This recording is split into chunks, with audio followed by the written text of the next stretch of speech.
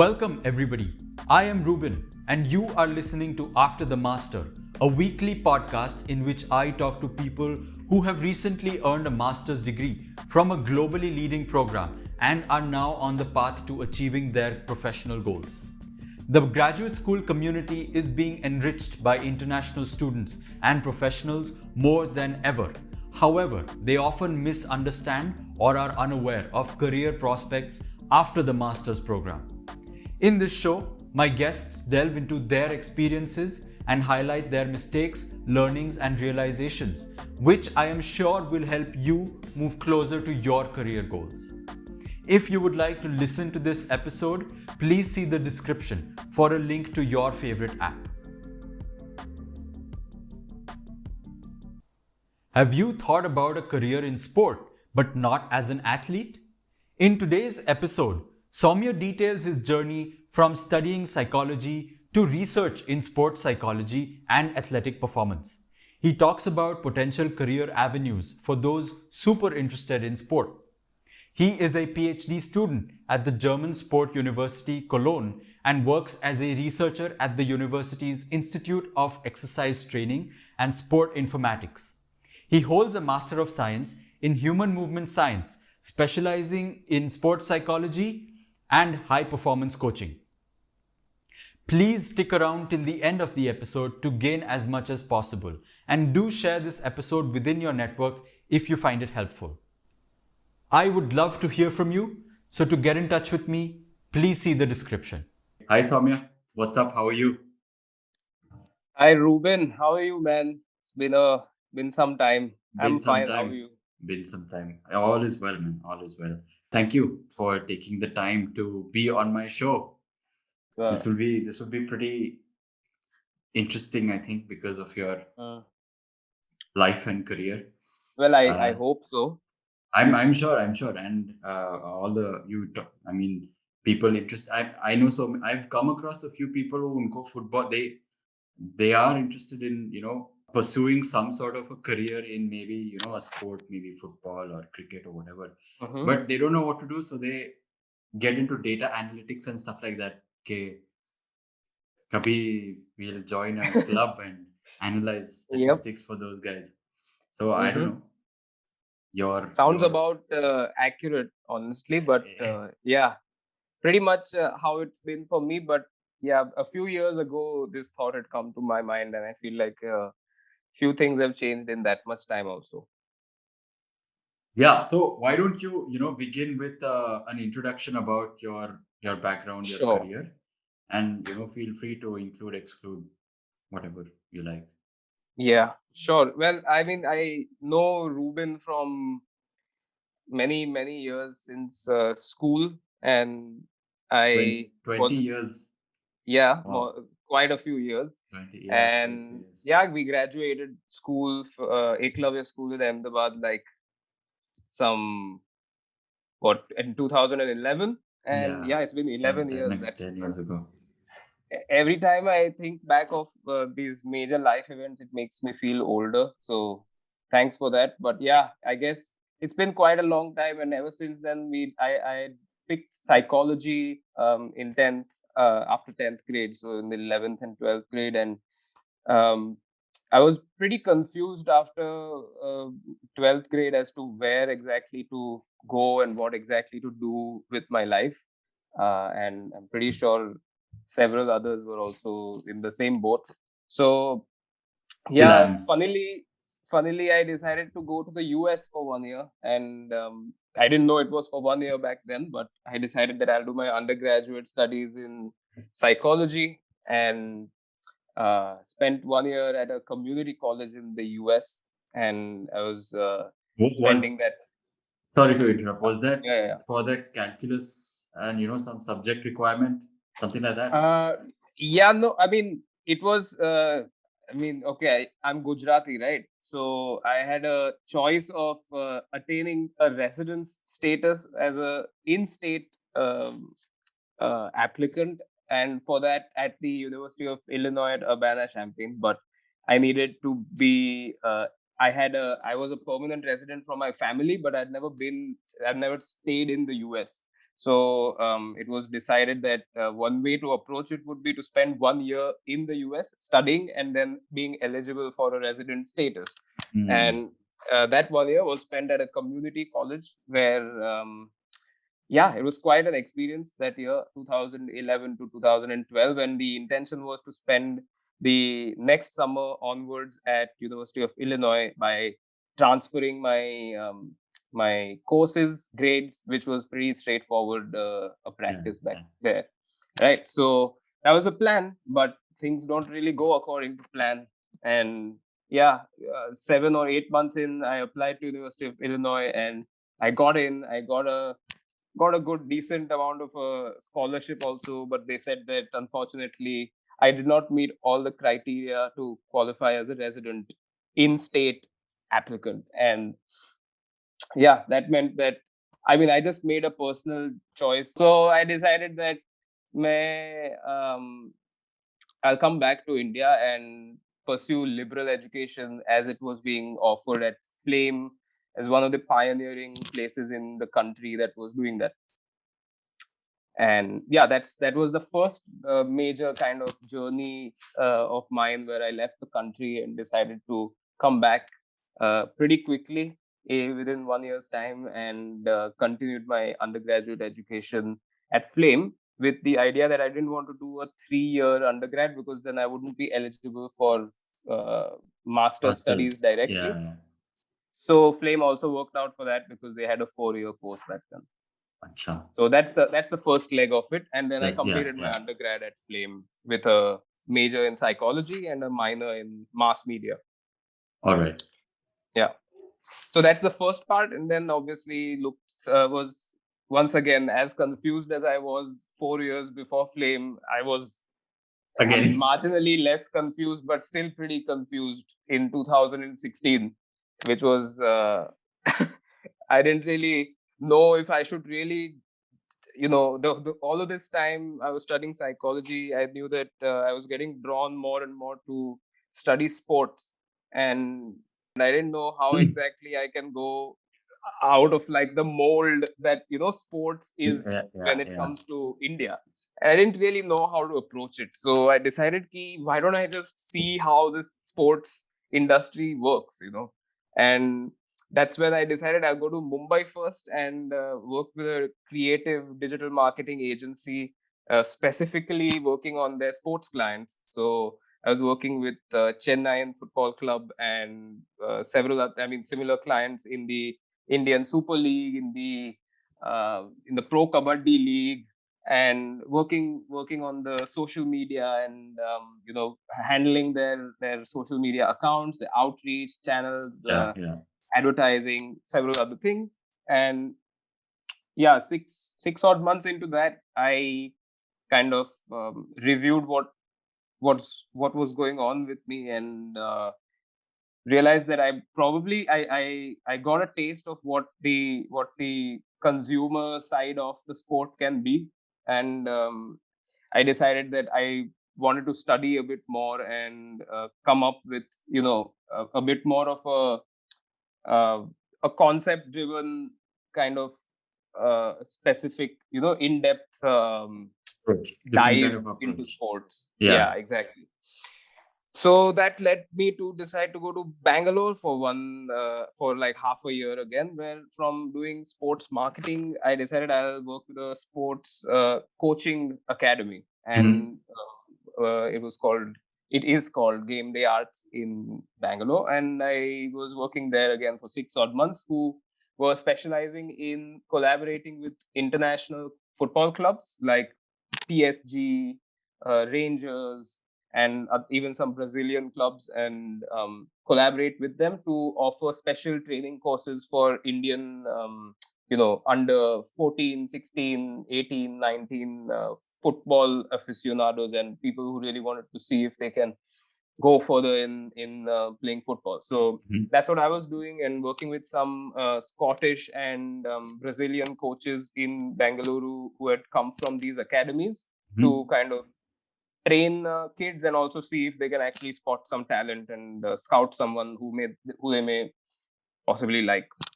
So I was involved with that for 6 months, and that's when I decided that I'll do my masters.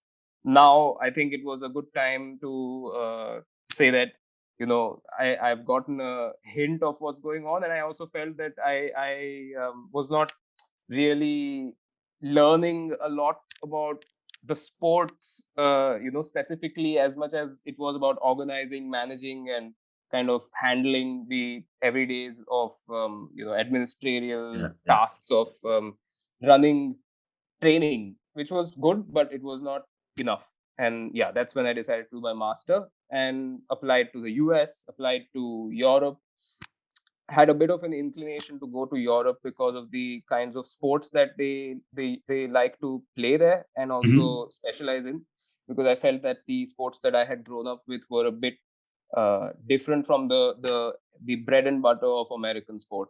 Right. So I decided that I think Europe might be a good place to learn just everything about sports. And yeah, decided to apply to both places, to Boston University's College of Education, as well as the Vrije Universiteit in Amsterdam, to their movement science department, Mhm. and also the German Sport University that also had their sport informatics and exercise science institute. So applied to all three places. Thankfully, got a scholarship at the Vrije Universiteit Amsterdam, and obviously, as I said earlier, I'm a Gujarati, so decided to take that on. Uh, and yeah, ever since that, um, I finished my master and got involved in a research program uh, that I could start doing my PhD with. And yeah, if we can get into all of that later. But Yeah, yeah, yeah. and I'm currently doing that right now. Your introduction, your past is very different from any other person that I know of, and the journey as such is like you knew what you wanted to do in a way, but you weren't sure about how to get into that, right? So Yep, indirect, you perfect. were working on a lot of indirect things and then trying to narrow down how do I get into this and stuff. So and you're currently in Germany and you were earlier in the Netherlands. Before you went to Europe for your masters, what was your perception like about studying there, about you know what to do afterwards, the kind of prospects, not just for the work that you were looking to get into, but also generally, Yeah, were you able to talk to people and get some kind of uh, yeah. insights I, into? yeah, that's a good question, because um, right before deciding to study further for my masters, I had kind of was at the crossroads of saying ki, saying that am I really going to invest all of my time into pursuing something sports related? Because if that is the case, I need to go all in, or I don't really see the point of doing these half-hearted attempts that I was making earlier. So at that point, I started inquiring what the courses are like, and also tried to reach out to some alumni and some faculty to ask them to ask them about what the courses are like, what they entail, as well as ask the alumni what they're up to now, and what kind of opportunities they usually find themselves in.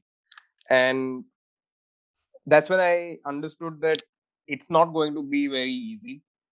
I Yeah. understood that it would that I can't just think that I'm gonna like go from Pune to Amsterdam and try to get a job at Ajax. I don't Mm. think that was exactly realistic, and I knew it would be difficult, therefore, and more importantly, I just thought that I should not particularly think about the next step already, but put my head into everything that I can juice out of the course at that point of time. And there was a course I had applied for, which was a 2-year course, and then I got a scholarship for a 1-year course. And I therefore doubled down on that juicing situation where I was like, I have half the time that another course might offer, but that means that I'm going to spend the first half of the 1 year doing all my courses. And then there was a practical internship component to the master. While some people could continue that internship, others could choose to write a thesis along with the internship that was kind of related to what they were doing. And I decided that I'll do an internship. I'll make a report for the internship with the other cohorts that I was with, but also write a separate thesis that had to do with something completely different from the internship I was doing. So kind of took, if you have to do 2 out of 3 components, I decided I will do 3 out of 3 within the 1 year, and that I think was a good call, because I just got a lot of exposure at different football academies and different football clubs. I got to network with a few people who work at these clubs, and um, got to kind of, it painted me a picture that was much more clear and much more realistic. And that's what I think was the thing I was looking at. I was not really concerned about whether or not I will find a job over there, but that was the next step that I thought that I will think about, in 7 to 8 months of doing the master, with half a idea that whatever I decide to do as my internship or my thesis could turn into something else, and put my efforts into making that product really good, and kind of seeing where that takes me. Right. So when you did your thesis, I mean, that was probably your first kind of taste of first-hand research, I suppose, right? Yeah. And that, Yeah. I mean, like probably individual. First hand research, primary data collection Primary for the data first collection. time. Yeah, Yes. exactly. And probably that is where the idea of doing a PhD later on came to your mind. Yep. Perfect. Anna. Yeah. Now, probably once you finish your master's, once you finish your PhD, or even like hypothetically, if you had not done a PhD, if you had not opted for a PhD, what would your work kind of look like? Like what would your day to day or probably monthly, work be like? Yeah. So one thing that you can the one thing you can tell is that my master was a bit eclectic in terms of what it could or could not have. It was you could decide, it was a master's of human movement science, and you could choose to specialize in rehabilitation and sports medicine, Okay. high performance coaching, and sports psychology. So I decided to do a mix of high performance coaching and sports psychology, because I had a vested interest in knowing the psychological side of sporting performance and athletic performance, but also kind of making it a bit more monetizable through through seeing what the coaching courses also entail. And one way to do it would be, the one way you could see somebody like me is at a football academy, being an analyst, being a first team coach, being a video analyst. There's different departments. Obviously, nowadays there's a lot of sports science departments that are very uh, proclaimed. And for example, Ajax Amsterdam has its own sports science department, which is called Ajax Science, and they do a lot of exploratory research and just high performance research to kind of keep upping the game of the data that they use, and the kind of things that they do with it for players. And it goes from identifying talent, so you could become a scout, for example, and apply your learnings to identify the cream of talent at a young age, but also kind of work at different levels in an academy and deliver consistent results in terms of player development. So that's one way. And then Yeah. obviously academics is another way, which is Yeah. what a PhD can possibly open up also, where you can take a purely academic research driven Yes. career forward and postdoctorates and all of that stuff. But if you ask me today, even I don't know exactly where I see myself in like the next 5 years, Yeah. and Yeah. I feel like I think that's kind of been the binding component of my last 10 years or so anyway. Just not having the exact end goal in mind, but knowing what to do with it. But I feel like I've exhausted that whole thing with the end of this PhD, and I feel like, I hope at least, that I have some clarity by the end of that to be like, okay, I will do my coaching licenses and get into coaching, or continue in academia, or try to mix them both, and also see if the future holds psychology and big data together, and if that can happen in some way or the other, then that would be quite a interesting breakthrough for sports psychology, and for just performance analysis just generally, as in Yeah. Yeah. Yeah. going Yeah. from merging subjective and objective. So yeah, hope I don't know if that can happen, but the way that data is going, I don't see why it cannot. Yeah. Yeah. I think what you just mentioned, what you spoke, the term big data that you Yeah, used is, and in sport, I mean, especially a team sport where each person yep, has just, you have hundreds of data points, probably per minute, per for couple of timestamp. minutes.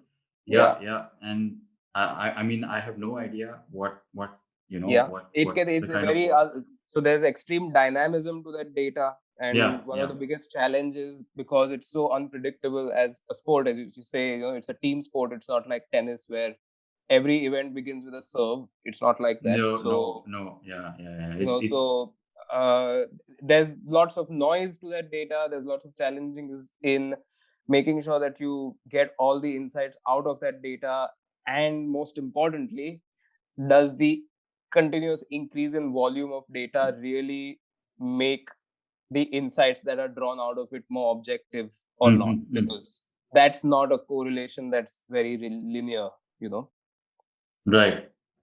yeah. Yeah. Okay, so going back a bit to the your masters, when you were talking about doing all three components, uh, Yeah, when just two out of the three would have been enough to complete and graduate. So during that time, and even now, if you combine both the duration of yeah. both your programs, is there something that you feel, or from your observations, that you have been doing that maybe other students, your peers, were not? That is like one part of the question.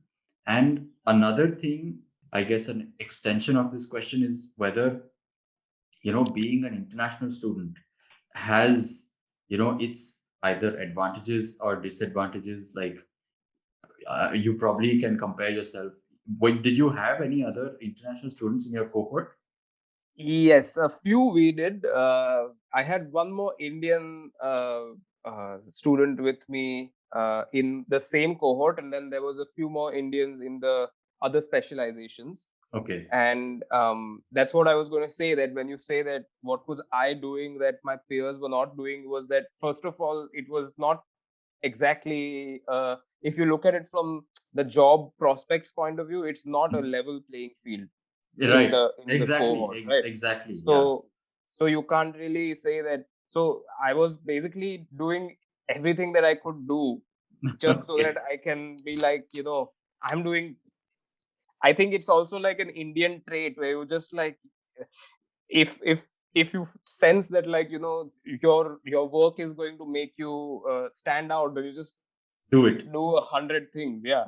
Yeah. So I just thought that, like, I don't really have a roadmap as to how I'll stand out from the rest. So I just said I'll just do as much as I can, and a lot of my peers have had different, they were already working for clubs, for example. They were already at football academies, and they had been for a few years. We had Okay. we had Paralympic gold medalists who were part of our cohort, and there was people who had represented the Netherlands in the, like, they had played in their hockey teams at the Olympics earlier, and there was also ex-coaches that were there, a couple of them, not top level coaches, but studying to be coaches. And so the cohort was pretty interesting, but I felt like 80% of them were not there to, their futures were already secure in a sense. I see. And then there was a bunch like us who was coming from all over the world and saying, we want to study how you do the sports and psychology and how do you do all this. So I think the one thing that set me apart was the fact that I always had a knack of writing well in English, and English is not a strength for a lot of Dutch, although they do have some of the best English speakers in Europe, but they don't like to write in English so often. And I see. what I did get as feedback from my supervisors for my thesis, etc., also was that you can write well, and that was kind of important for me, because I felt that if I could write an academic paper that, according to the, which was my thesis, and according to them was good enough to be published in a scientific journal, that gave me some confidence as to, that could be like a strength that I could build on, and also kind of convinced me that a PhD may not be the worst idea going forward. Yeah. Excellent. But honestly, like, I would I spent a lot of time at several football academies in the Netherlands, and like, by the end of it, we had been to, as part of my internship, as in which we were studying non-verbal communication cues of managers at under 19 and under 17 level at different academies, and also doing my research of my thesis, which involved comparing the scores that young elite football players got on a certain objective computerized test, comparing those scores to how coaches rate those same children on those skills that the test is used to gauge, and seeing whether there was a relationship between that. And for those things, I went to maybe 10 or 11 football academies around the Netherlands and got to know that, like, how every academy culture is kind of its own, and got to meet people and stuff like that, and would love to still find a way to get there, at some point. But I feel like it's really important to walk into those places with a proper grasp of your theoretical knowledge, as well as your an idea of how you're going to apply it practically. Otherwise, you can be found very easily, and there is not too much slack that they cut you. So that was a very important finding also, that it is possible, but you need to be really strong on like your own core concepts of what you think is a football, say, philosophy quite often. So what you're bringing to the table, and whether you're ready to take a philosophy on and like pass it onto players, and how you really do that, and that kind of stuff. So a couple of questions have been running in my mind. So sport is, like, historically is an event, an activity that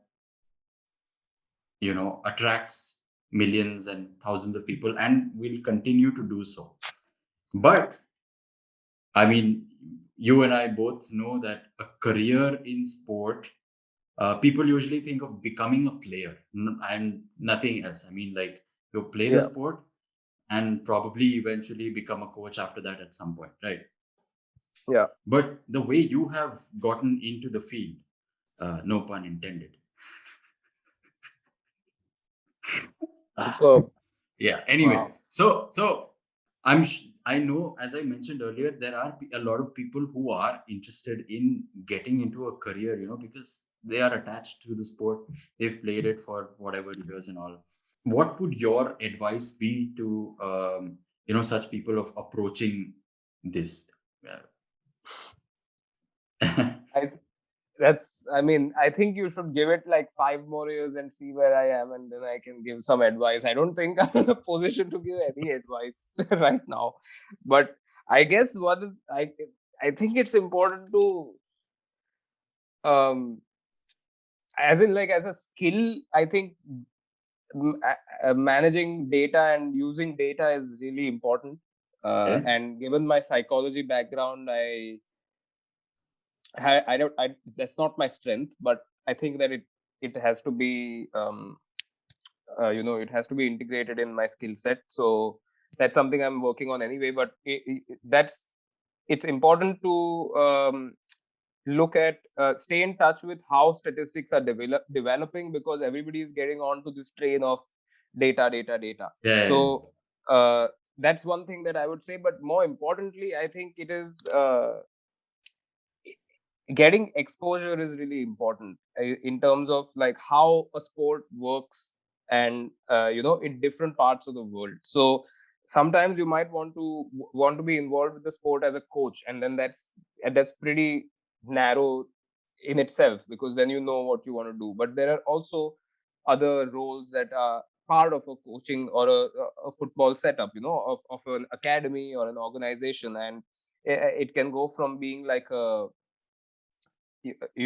analyst at like the lowest level, uh, and helping out coaches, but also being a psychologist, which is not something that was really possible 6-7 years ago. But most recently, uh, Manchester United hired Ralph Rangnick, and he decided to bring a sports psychologist from the US to join his team, which is pretty unusual, in terms of like where he decided to bring them in from. But it also shows that there are top coaches that are valuing the importance of different aspects of data, where you can't just be an engineer all the time, or a computer scientist, and know how to code, for example, and be of use, because that's one side of, Yeah. crunching the numbers. But it's important to have ways in which you can develop insights that are drawn from different fields also. And it feels that that is happening more and more now. And given Right. even things like social media, and the effect of social media on the mental side of player performance, that's going to have to change very soon, because Okay. and has to be integrated in psychology, because it is a mental uh, stressor. So, and you don't somebody who has studied sports psychology 10 years ago would not have envisioned the effect that social media has on Mhm. world football today. So it's just impossible to think that somebody from that era is equipped to give you such insights. So I think one thing important is like keep a core focus attached to like what you want to achieve, and Right. explore several ways in which that can happen. And I feel one way to do it is to go to different places, you know uh, as a student, like I do. And that is also a cheaper way to do it, that you go to different places and see what they do, see how they do it, and just really question them. Because they'll, at least that's what I encountered in the Netherlands, they usually start getting curious about the person the moment you question things that they're doing. Because many times they're just like, so why are you asking me all of this, and where are you from, really? But other people start talking about details that you didn't think they would get into. And the people who are really interested in football, like tactics and philosophies, and the ways they encounter different game situations, if you develop a bit of a rapport, which is a psychological principle anyway, yeah, you can really get to know the inner workings of a club. And for me, that was really important, because I was just really curious about that stuff. But I think people that follow could also do that, because that's the only way you can gain insights of how these things work in, when you come from India, because we don't really have a ingrained sporting cultural, you know a ubiquitous sporting culture that kind of encompasses everybody's knowledge of how it works. Everybody thinks that, as you said, you'll become a player, you'll become a player will then become a coach, and like Mm. if you're good enough, and like if you have some pull somewhere, then maybe it's easier. Like that's Yeah. that's very short sighted, so Yeah. probably 100%. helps to get some exposure and gain some understanding of how it all works. Yeah. So one part of what you said sort of raised a couple of questions. The data side of it, right? Like analysis and video analysis, all those things. So those are more kind of background kind of Back end parts, stuff, yeah. aspect, yeah, back end background kind of aspects to it. But the psychology part can pretty much Yeah. you can be at the front line, working with players directly, working with the manager or the coaches, and that I mean, I don't want to I mean, I don't know if that creates some sort of hierarchy, and after a point, money does matter, how much money you make and stuff like that. So I mean, probably that is something that you envision yourself getting to at some point, in the future, if you don't if you're not still involved completely in academia, then Yeah, that that could is the be dream. That's the dream. That's right. the dream. Is like you have a skill set that is so like you can contribute in like 5 different ways to a club. Then you Yeah. become critical to their functioning. But that's just a dream. I have no idea how to get there right now also. But I'm pretty sure like if you have a qualification and academic backing that gets you into a room of people that will be willing to listen to what you have to say, and probably spend some time at a academy or a club, just experimenting. I think it could be possible. And when it comes to sports psychologists, it is still a bit of a blurred um, understanding of exactly all the roles that they really fulfill at a club. But I think every club structure and hierarchy has its own way of fitting them in. So we were just speaking recently at the institute that sometimes analysts are so uh, the reason why analysts get paid so highly at football clubs is also because you don't know if they're still going to be there next month. Because sometimes because coaches get sacked, and if a coach gets sacked, his team follows This him. team goes. And the next job that the coach gets, he may be told that you cannot bring all of your staff with you, for example, and stuff like that. So yeah. So they were saying that possibly it might be smarter to distance yourself from the coaching staff at a club and become integral to the club's structure and functioning, such that regardless of who comes and goes, you can stay. Job security after all. Yeah. I mean, but it's not easy to, like, this is all in your head, right? Like, how do you go to a club director and, like, I mean, it depends. You have to develop a network and a relationship to possibly do that. But at this moment of time, that's just a dream. Yeah. But that would be ideal. That would be ideal. Yeah, 100%. I mean, that's the dream, as you said. All right. So, is there something that you wished you had received before, embarking on a master's and the following stuff that you did? I feel like, I guess one thing that really matters is that you know the language, which I know sounds like a very obvious thing, but it isn't actually. People, I know. As in, like, you learn a bit, but I know a few people who have now been in, like, the Netherlands for a few years, who are not Dutch, and they're European, and they have been learning their Dutch for some time, and it does help in like the ice breaking is much easier in terms of, like, how you can step into an academy and talk about what you can offer to them. And so one thing I would say is that I'm pretty sure that, like, I would have convinced somebody to keep me on as, like, at some academy if I knew a bit of Dutch, for example. But I don't think that it's I mean, if you look at academia, it does not matter. But this is just the industry side that I'm thinking of at the moment. That Right. it would have been a very easy transition into that side if you knew the language, for example. And maybe in a sense, if you, I don't know, but this is all speculative. But if it was the UK, for example, maybe it might have been easier to go from research into industry. Did you, when you were looking for programs, did you look at universities in the UK also? I did, but I felt that so there was a couple of places that I had applied to, and I didn't get into one of them, and the other one was not the most ideal course for me. And the one I didn't get into was at Loughborough University, which is considered to be a really, really good sports psychology course. But the one at Amsterdam is considered to be quite good too. So then I just went with Amsterdam because of the money also.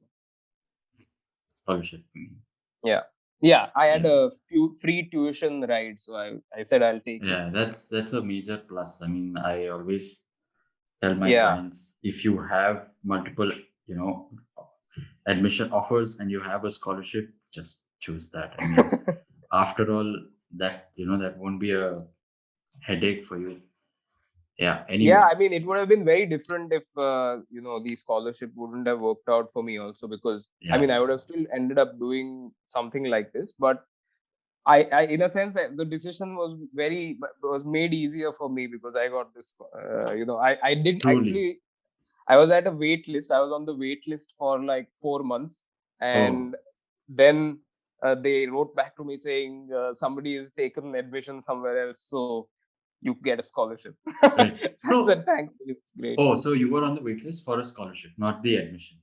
No, I was admitted, but I wanted a scholarship for which I was on a wait list. Yeah. And do others in your, others in your master's batch, did they have, what kind of backgrounds did they have? Like, what would be the kind of the average? Yeah. Or most common? So as I said, there was ex-football players, ex-amateur and semi-professional football players. There was people who had represented their countries at the Olympics, Paralympics. There were those people, and then there was also some tech. So they startups. They were running startups in sports sciences as well as sports informatics. And there was also one guy who wanted to do sports related insurance or something like that. So like kind of adding a level of physical activity component that's a bit more accurate in your insurances and stuff like that. So that was a kind of people. It was a mixed batch. It was really there were people from everywhere in the world, and I guess most of them had done their they had a science background, as you would say in India. A science background, but some connect with sport. With sport, or some interest at some level. So lots of physiology-driven kids. Like somebody with a civil engineering background or chemical, that would be pretty absurd. No, that's like very, very irrelevant. Yeah. Lots of exercise science students, bachelors, and a lot of computer science also was there, where they were like, we want to play with data. And that is understandable. Quite understandable.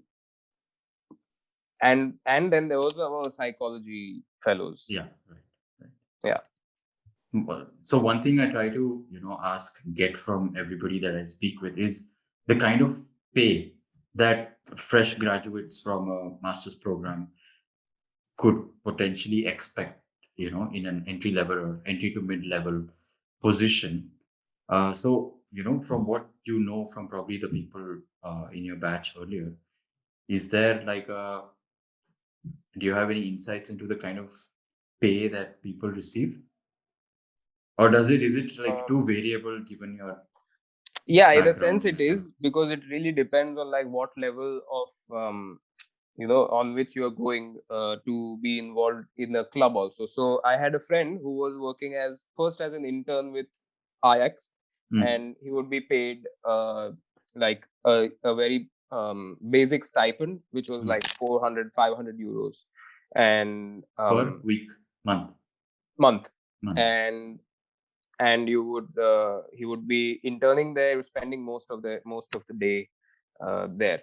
And then he was offered a part-time position there, and I think that made it a bit more it went into around 1,000 to 1,500 euros, so doubled ish. And yeah, that was just the entry level of, he was doing video analysis, so he was part of the video analyst department at the club for the under 19s and the first team. Now it's been 2+ years that he's been working there, and I'm pretty sure that there are jumps that keep coming every 6 to 10 months possibly. And that's the industry side. And on research, I mean, a full-time PhD is We all most know places have what PhD stipends are like. So yeah, but they're not they're much better than what you can manage living in it anywhere between 17 to 20 euros an hour at part-time work. And for full-time work, I think it's around 12 to 14 euros an hour. So it's 2,000 to 2,500 euros a month, which is, it's fine to begin with. all right. Now, last question. I asked this to everybody. A deep question, huh? What do you consider success to be, or when would you consider yourself to be successful? Wow. When? Now? Like, in the future? When? Now, up to you. When do you think you made it? I guess as you grow and as you gather different experiences in life, your idea of success changes, right?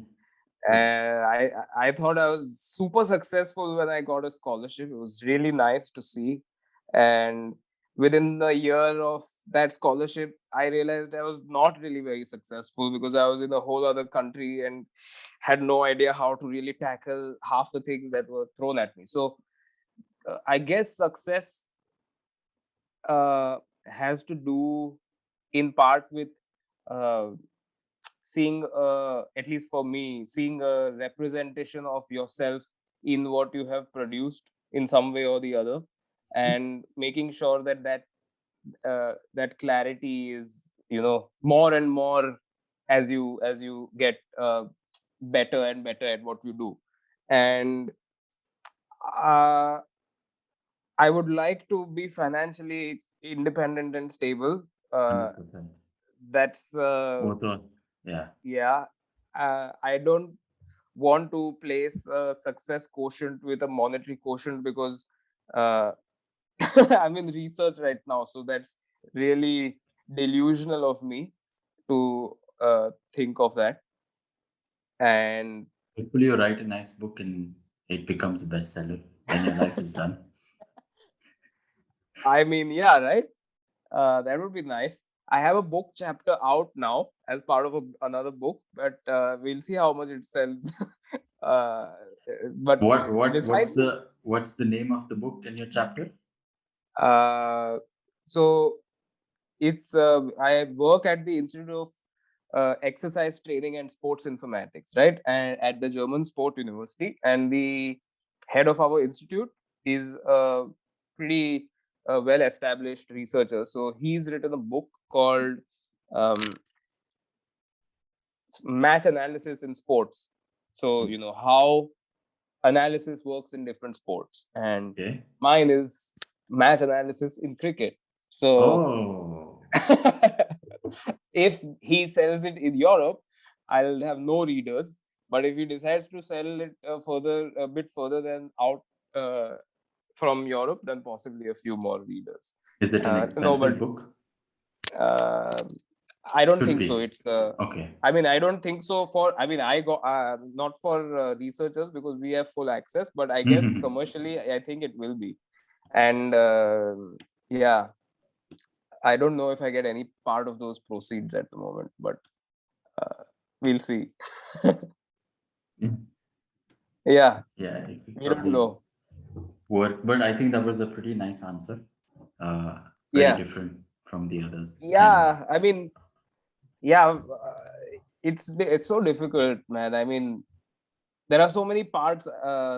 If you say success, just happiness, that's so. That's I mean, too very. too much. Maybe But yes, of course. ideally, yeah, ideally it should be part of it. You know. True. But you don't. I mean, it's. I just feel that it changes at different phases, and I think you should have some level of like direct connect, and that's it. Then the rest, look at what has happened to Chelsea FC today. So anyway, success is they're reigning world and European champions, but they've been barred from being sold. So because of sanctions from the because of sanctions on the the owner. owner Roman Abramovich have been activated today by the UK government, which means that Very any interesting. sales of the club have to be put on hold. So yeah, it doesn't matter that they're the Champions League winners and current defending champions. It only matters what the future holds, sadly. Very, very rightly said. Yeah. Unfortunate. Yeah. What is success for you? You tell me. No, this is not about me. This is about you. What do you mean? But I want to know. I haven't thought about it. I think. Superb. Great answer. I ask people this. I have not given it a single thought yet. I think I'll tell you when I know what. Yeah, it's true. Let's be successful and then we'll talk about it. Very true. Very true.